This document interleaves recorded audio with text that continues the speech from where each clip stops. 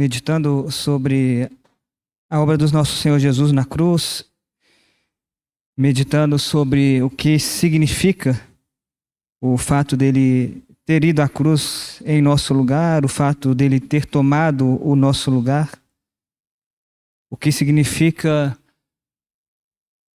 ele ter sofrido a condenação de Deus que era destinado a nós.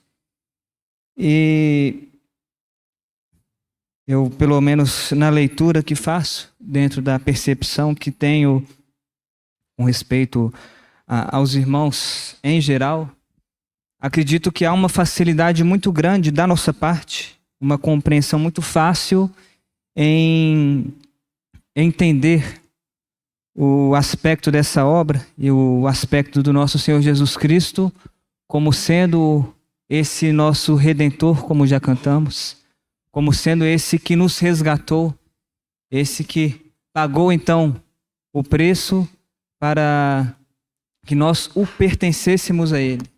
Então, essa faceta e esse lado do nosso Senhor Jesus Cristo como o Salvador das nossas vidas, como aquele único que tem condições, que teve condições de ir lá no império das trevas, né? Ir lá nas mais profundas trevas, nos tirar de lá e então nos levar para dentro do seu reino e para nós vivermos, ainda nessa vida, nós vivermos diante da presença dele. E esse aspecto, com relação à salvação e com relação a Jesus, o Salvador das nossas vidas, penso eu e vejo eu que não há dificuldade dentro da nossa própria conduta de vida e do nosso próprio testemunho de nós termos essa compreensão. Por outro lado, e às vezes pode parecer que há dois aspectos que eles são separados e não o são, quando também o Senhor Jesus, né, Cristo, ele é proclamado como Senhor. Quando dentro dessa obra da cruz, quando nesse sacrifício que o Senhor Jesus fez, ele derrama o sangue dele, mas não apenas para ser o Salvador das nossas vidas, também para ser o Senhor das nossas vidas. E esse aspecto de nós enxergarmos ao Senhor Jesus como o Senhor das nossas vidas, como esse que, pagando o preço, nos resgatando, ele se torna o proprietário das nossas vidas. Então nós agora somos dele, nós pertencemos a ele, mas pela nossa conduta de vida, irmãos,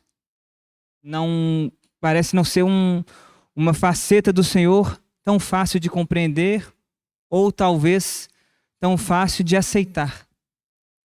E é impossível nós, usando a expressão que ela é muito usada no meio cristão, é impossível nós aceitarmos a Jesus como o nosso Salvador e não o aceitarmos como nosso Senhor.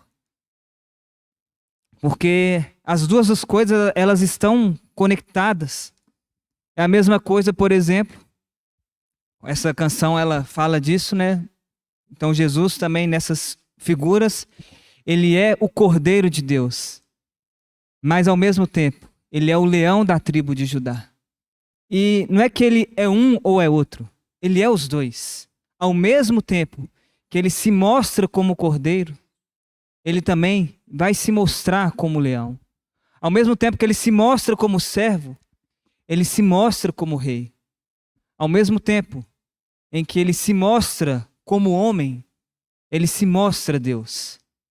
E são coisas que os aspectos dessas facetas, elas não são misturadas, mas isso não significa que em determinados momentos Jesus ele é homem, em determinados momentos ele é Deus. Não. Em todo tempo ele é homem e ele é Deus. Em todo tempo ele é cordeiro, ele é leão. Em todo tempo ele é o Salvador e ele é o Senhor. E focando nessa questão do senhorio de Jesus, por exemplo, né, os irmãos conhecem esse texto de Atos capítulo 2, se os irmãos se quiserem abrir, que é justamente naquele discurso que Pedro faz quando Então o Espírito Santo desce ali sobre os discípulos. E quando Pedro está terminando o discurso dele, uma expressão com muita autoridade que ele usa, ali no versículo 36 do capítulo 2 de Atos, falando então para aqueles homens, para aquelas pessoas que testemunharam da descida do Espírito Santo sobre os discípulos, que testemunharam daquela manifestação em que os discípulos falavam a língua materna daqueles que ali estavam, daqueles vários visitantes de Jerusalém que estavam ali para adorar o Senhor. E então no versículo 36, Pedro ele faz essa afirmação forte e de autoridade para essas pessoas, para essas testemunhas, dizendo que esteja absolutamente certa, pois toda a casa de Israel, de que a este Jesus que vós crucificastes, Deus o fez Senhor e Cristo. Deus o fez Senhor e Cristo. E é uma expressão muito parecida também com outro texto que nós constantemente lembramos nesse momento de partir do pão, quando ali em Filipenses, no capítulo 2,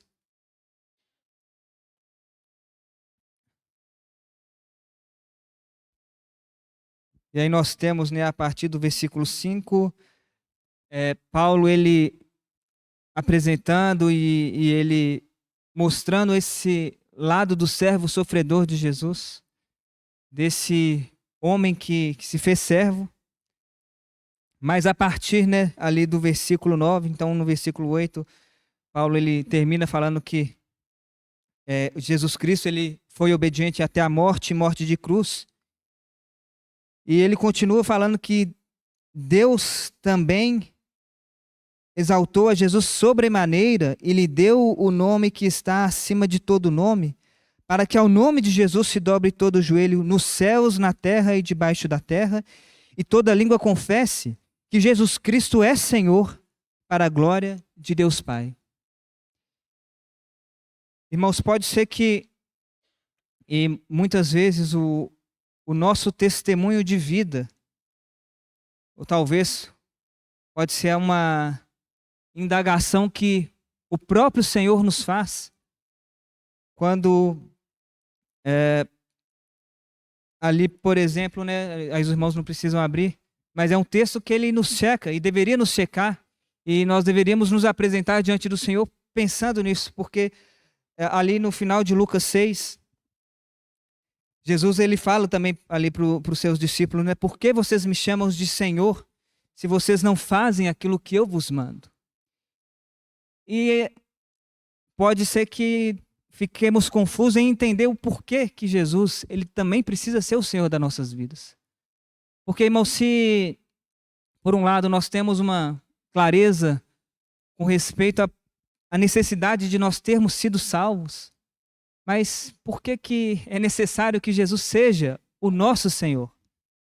Se nós voltamos, irmãos, lá no momento em que o pecado ele entra no mundo, se nós voltamos nesse início da história do homem, em que Adão e Eva, eles decidem em que eles seriam o Senhor da vida deles, em que eles, então, decidiriam aquilo que era bem e mal, aquilo que era certo e errado. Se voltamos para esse contexto, nós vemos então qual que foi o rumo e a direção que a humanidade tomou. Nós conseguimos ver e entender claramente por que o salário do pecado é a morte. Porque essa foi a escolha de Adão e Eva. Essa foi a escolha deles quando eles se rebelaram contra Deus e quando eles desejaram e comeram de fato o fruto da árvore do conhecimento do bem e do mal. E eles desejaram e fizeram a escolha de se tornarem independentes de Deus. Irmãos, se na obra da cruz Jesus se apresentasse a nós apenas como nosso Salvador, e tentando fazer pegar um pouco o exemplo, aí é da minha época de história, de escola e de história, quando aí eu lembro alguma coisa de quando Os escravos, né, eles recebiam aquela carta de alforria, mas e aí? E agora?